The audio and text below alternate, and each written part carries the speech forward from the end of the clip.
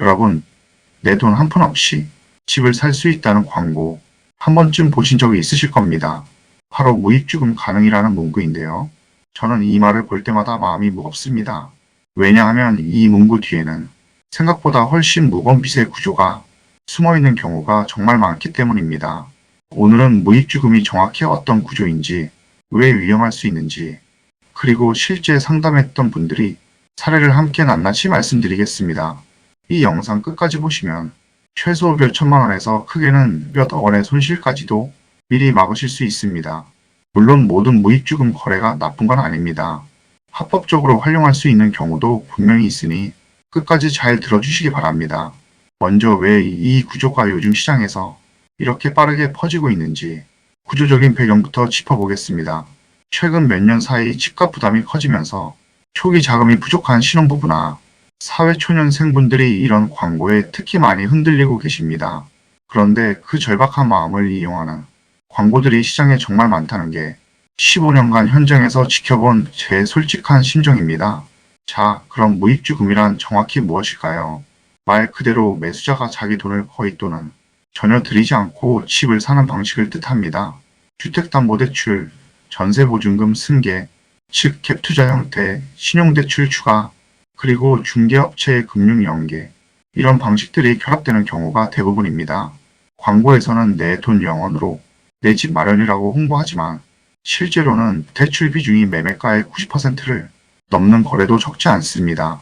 여기까지 무입주금이 어떤 구조로 이루어지는지 말씀드렸는데요. 지금부터는 이 구조가 왜 위험한지 하나씩 짚어보겠습니다. 총 4가지 위험 요소를 실제 사례와 함께 말씀드릴 텐데요. 그 중에서도 특히 세 번째 사례는 정말 안타까운 경우였습니다.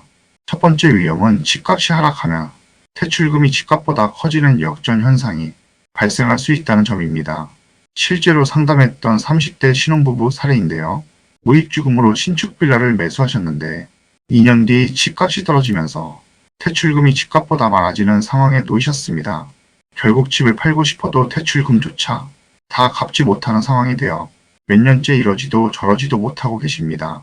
두 번째 위험은 매달 상환 부담이 생각보다 훨씬 클 수 있다는 점입니다. 금리가 오르면 원리금 상환액도 함께 늘어납니다.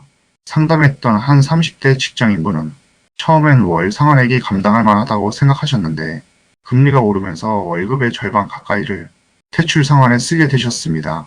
결국 생활비를 줄이다가 나중에는 대출을 하나 더 받아서 대출을 갚는 악순환에 빠지셨다고 하셨습니다. 지금까지 2가지 위험을 말씀드렸는데요. 다음은 광고에서 절대 말해주지 않는 시세 부풀리기 문제를 짚어보겠습니다. 세 번째 위험은 감정가나 매매가를 실제보다 높게 책정해서 대출을 많이 받도록 유도하는 거래일 가능성입니다. 실제로 한 사장님은 시세보다 부풀려진 가격으로 계약하고 대출을 최대한 받으셨는데 나중에 집을 팔려고 보니 실제 시세보다 낮은 가격에 내놓을 수밖에 없어 큰 손실을 보셨습니다. 이분은 결국 몇 천만 원의 손해를 감수하고 집을 처분하셨는데 상담 당시 정말 후회가 크셨던 게 지금도 기억에 남습니다. 네 번째 위험은 정부의 대출 규제가 강화되면 추가 대출이나 대환이 갑자기 어려워질 수 있다는 점입니다. 갭투자 형태로 무입주금 거래를 하셨던 한 분은 규제가 강화되면서 계획했던 추가 대출이 막혀 세입자에게 보증금을 돌려주지 못하는 상황까지 겪으셨습니다. 결국 급하게 다른 자금을 끌어와서 보증금을 막으셨는데 그 과정에서 신용점수까지 크게 떨어지셨다고 하셨습니다. 여기까지 무입주금의 대표적인 4가지 위험을 모두 말씀드렸습니다. 그런데 이 방식이 무조건 나쁜 것만은 아닙니다. 소득이 충분해서 상환 능력이 되는 경우, 전세 승계가 정상적으로 이루어지는 경우, 그리고 시세와 거래 가격이 적정한 경우라면 제도 안에서 가능한 거래일 수도 있습니다. 다만 무입주금이 가능하다는 사실 하나만으로 좋은 거래라고 판단하시는 건 정말 위험합니다. 결국 중요한 건 광고 문구가 아니라 그 안에 숨어있는 대출 구조와 상환 능력, 그리고 시세의 적정성입니다. 그래서 지금부터 무입주금 계약을 검토하실 때 반드시 확인하셔야 할 사항들을 실전 노하우와 함께 말씀드리겠습니다.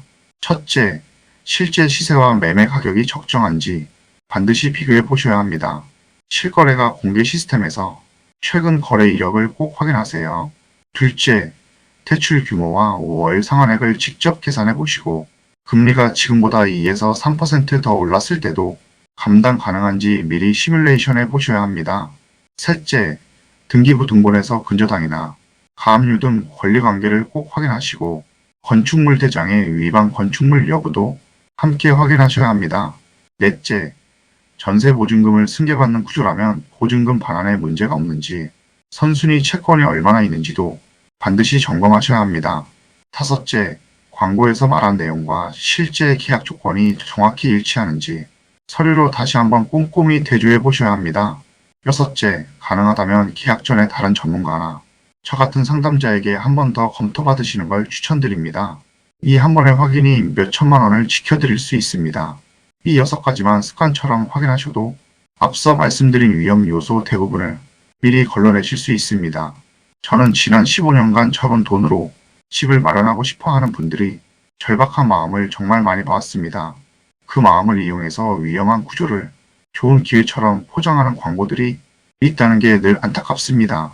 대출은 다 알아서 해드립니다. 신용만 있으면 가능합니다. 이런 말을 들으셨다면 계약 전에 꼭 한 번 더 확인해 보시기 바랍니다. 집은 숫자로만 판단할 수 없는 한 가족의 삶이 걸린 선택입니다. 그래서 저는 늘 진심을 다해 상담해 드리고 있습니다. 지금 무입주금 조건으로 알아보고 계신 매물이 있으시다면 아래 고정 댓글에 있는 질문에 여러분의 생각을 먼저 남겨주세요.